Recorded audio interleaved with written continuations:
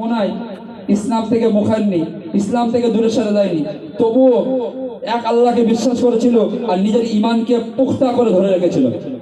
ওমর এই যে দৃশ্যটা দেখে, এই যে করুণ ভাবে দেখে বলছে যে তুই যে জিনিসটা পড়ছিলিস ওই জিনিসটাকে পড়তো।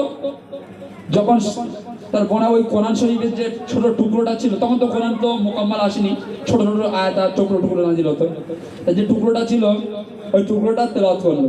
তা করে ওমর মনে এমন আসর করে গেল যে বলল যে কোরআনটা আমার হাতে একবার দিয়ে আমি নিজে জড়িয়ে ধরে চুমু খাবো। তা বলছে তোমার শরীর পাক নয়, তোমাকে আগে গোসল করতে হবে।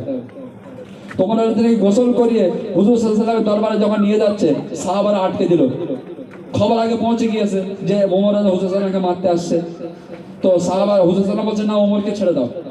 হুজুর সাল্লাম এসে হুজুর সাল্লামের হাত জড়িয়ে ধরে বলছে ইয়া রাসূলুল্লাহ, ইয়া হাবিবাল্লাহ, হুজুর আমি আপনাকে ভুল বুঝেছি, তাই আপনাকে মারার জন্য বার হয়েছি, দয়া করে আমাকে ক্ষমা করে ইসলামের মধ্যে, ইসলামের ছায়া তলে নিয়ে নেন।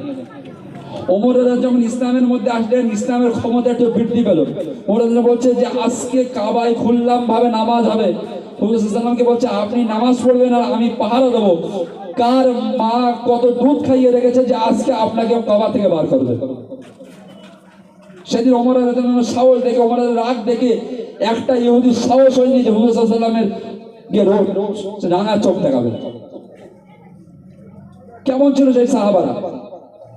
যখন হুজুর সাল্লাম ইন্তেকাল করছে, ওমর রাদিয়াল্লাহু আনহু মানতে চায় না যে আজকে বলে যে হুজুর সাল্লাম মারা গেছে, তার ধর একদিকে আর মুন্ড আরেকদিকে হবে। কত ভালোবাসতেন যে হুজুর সাল্লাম মারা গেছে, এটাও মানতে চায় না।